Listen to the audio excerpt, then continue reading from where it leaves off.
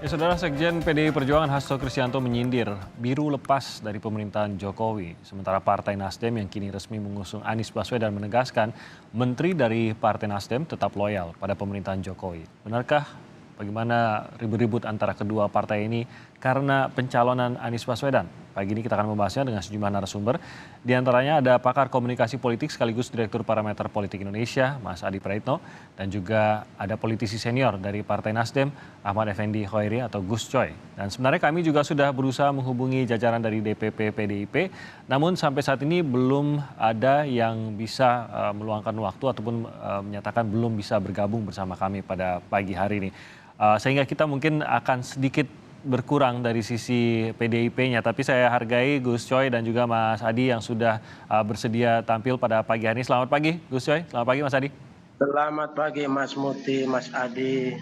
Terima kasih. Pagi, Mas. Ya, sekali lagi terima kasih atas waktunya pagi ini. Gus Coy, menanggapi mungkin sekarang sudah agak adem lah setelah pertama kali mendengar pernyataan bahwa biru lepas dari merah dan putihnya. Tapi mungkin Gus Coy boleh membawa kami mengenai perbincangan yang terjadi di dalam Partai Nasdem terhadap hal ini. Sudah menjadi apa, sudah dimaknai seperti apa kata-kata ini di dalam Partai Nasdem sendiri, Gus?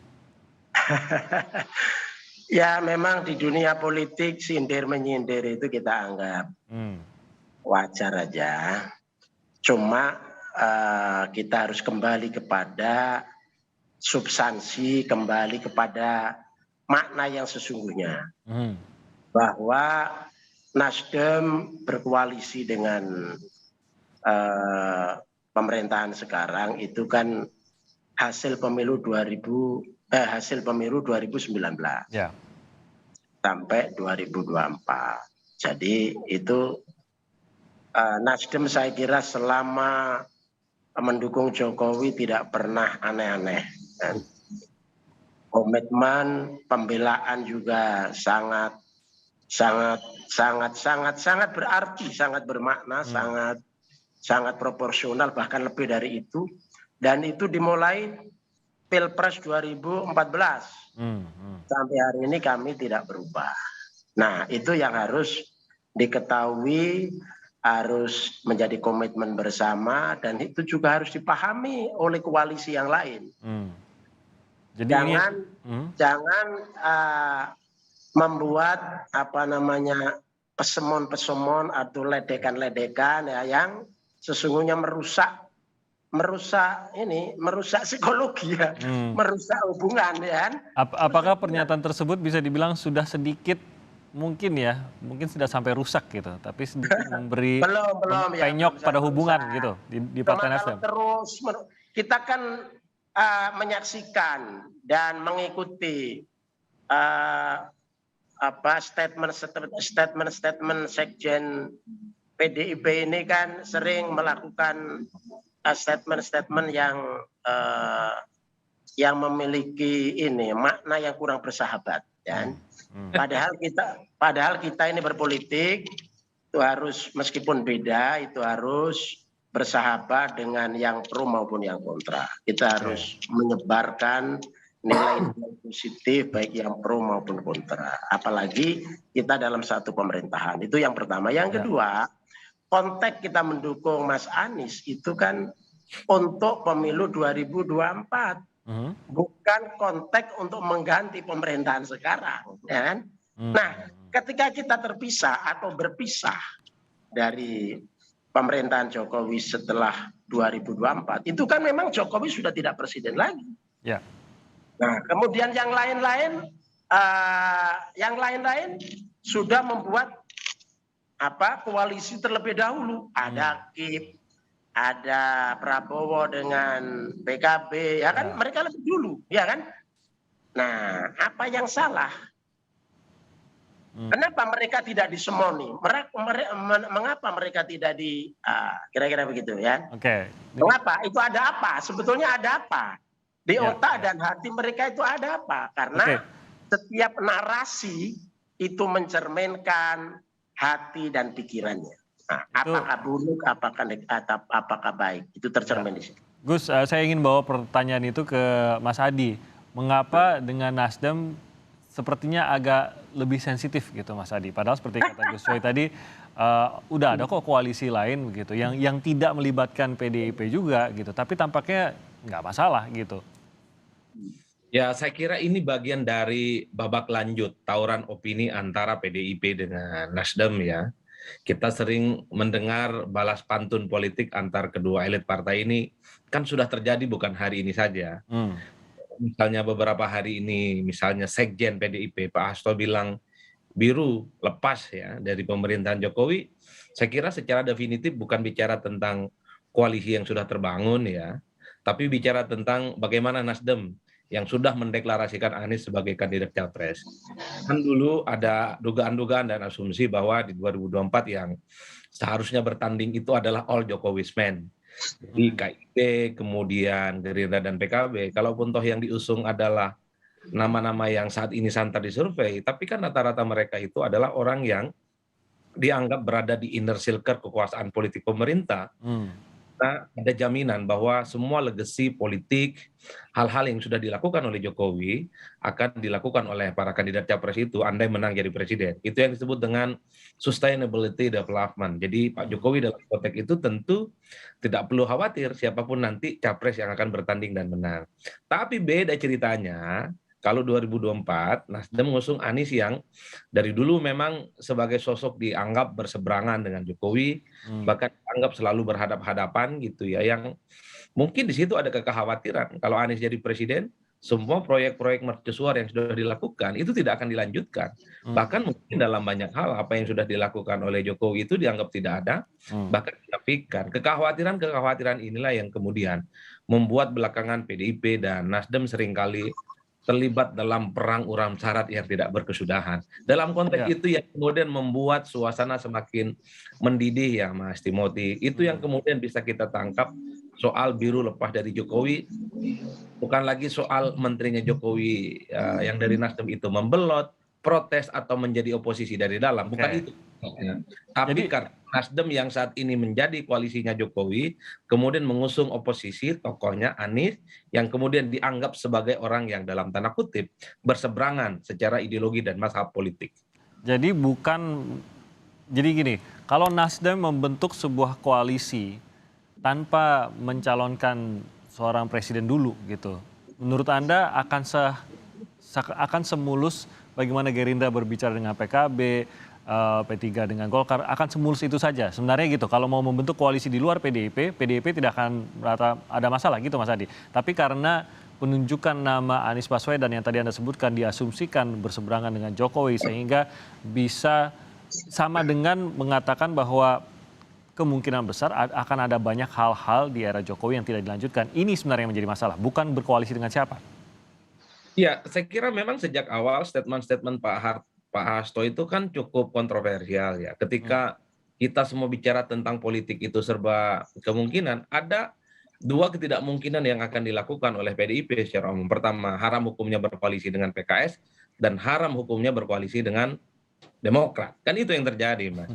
Hanya tidak mengherankan Nasdem yang saat ini kaki dan jejaring kekuasaan politiknya itu ada di pemerintah, sangat mungkin berkoalisi dengan dua partai yang diharamkan hukumnya berkoalisi, tentu mendidih.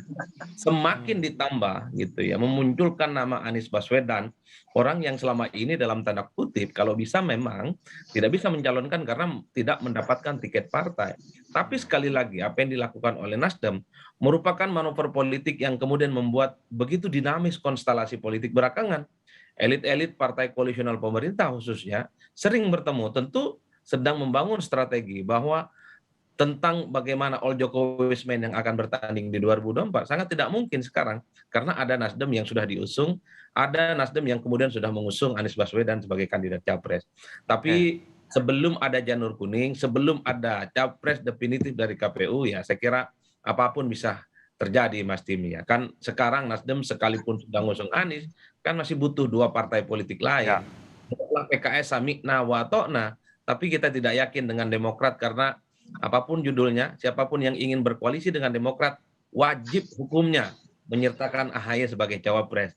Ada beberapa elit Nasdem yang nyaris sama sekali tidak pernah menyebut AHY sebagai nominator kandidat cawapresnya Anies Baswedan. Malah yang disebut itu Dika, kemudian ada Hovifah, dan bahkan Ridwan Kamil. Dalam konteks itu saya kira kalaupun toh partai ini ingin berkoalisi gitu, ada Nasdem, PKS dan Demokrat, tentu ujiannya soal apakah AHY cawapres apa tidak. Kalau melihat keakraban kemarin cukup menjanjikan sebenarnya kalau kita lihat Gus Coy, benar tidak? Atau benar seperti kata Mas Adi tadi, tampaknya AHY sebagai cawapres, kok Mas Adi tidak melihat kemungkinan tersebut, Gus Coy? Jadi pertama, Mas Anies harus akrab dengan semua pihak. Baik yang ada di partai koalisi atau calon koalisi maupun dengan tokoh-tokoh lain. Itu harus. Itu harus. Lalu siapa yang akan dinominasikan atau nanti kemudian ujungnya yang terpilih, itu kuncinya adalah bukan partai apa, bukan siapa, tetapi bukan siapanya dari mana, tapi yang penting adalah sejauh mana dia memiliki popularitas, elektabilitas yang paling memungkinkan untuk memenangkan pertarungan. Saya kira itu kuncinya, ya. Itu siapapun dia. Kita bukan sekedar bagaimana ada pasangan, tapi bagaimana pasangan ini bisa memenangkan pertarungan. Itu satu, Mas Muti. Yang kedua, tadi Mas Adi menyatakan bahwa ke depan ini serba mungkin. Serba mungkin. Jadi di dalam politik, aliansi, koalisi, kolaborasi, itu saya tidak tahu kok ada haram-haram. Itu dalil dari mana? Saya tidak tahu. Yang saya tahu adalah dalam dunia politik, dalam kehidupan berbangsa dan bernegara ini, ya, itu berkoalisi, berkolaborasi itu semua hukumnya adalah serba mungkin. Itu mubah. Itu tidak ada haram-haram di situ, ya.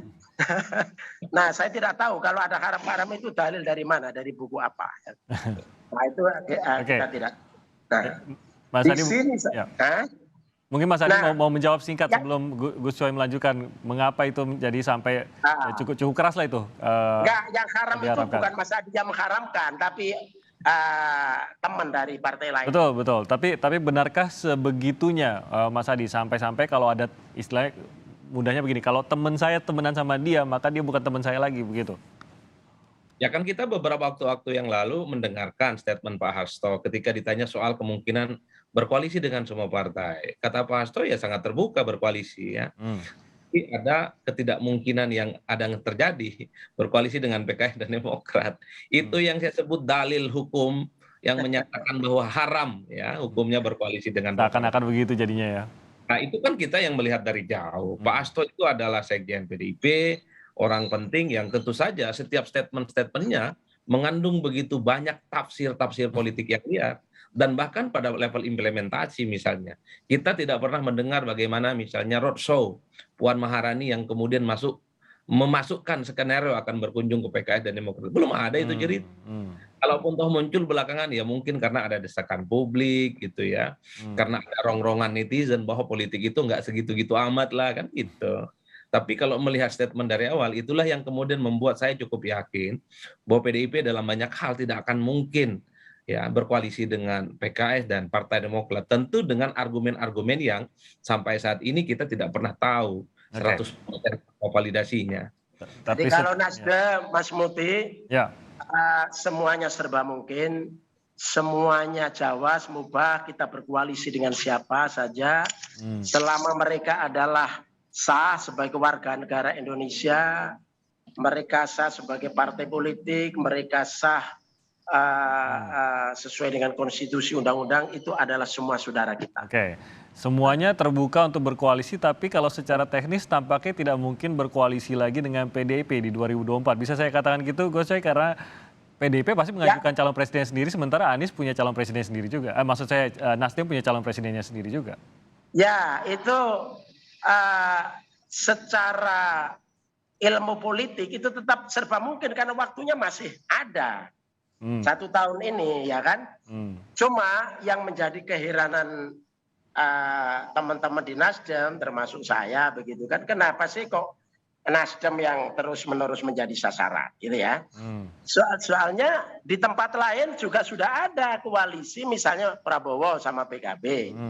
Kan kan jelas calon presidennya Prabowo, bukan Ganjar, gitu kan? Nah, itu kenapa gak dipersoalkan? Jadi marilah kita proporsional. Jadi sindir menyindir itu dalam politik mungkin biasa, tetapi akan kembali kepada dirinya sendiri ketika itu tidak proporsional. Oke. Nah, Kalau menggunakan apa yang diungkap Mas Adi tadi, karena di bawah Anies tidak ada kepastian keberlanjutan dari program-program Jokowi. Benarkah ini juga sudah menjadi perkiraan dari Nasdem? Gus Coy, kita jawab usai jeda. Kita tahan dulu baik, biar baik. biar nanti kita jawab usai jeda. Tapi pertanyaannya sama. Kita akan kembali lagi dengan pembahasan ini usai jeda berikut ini.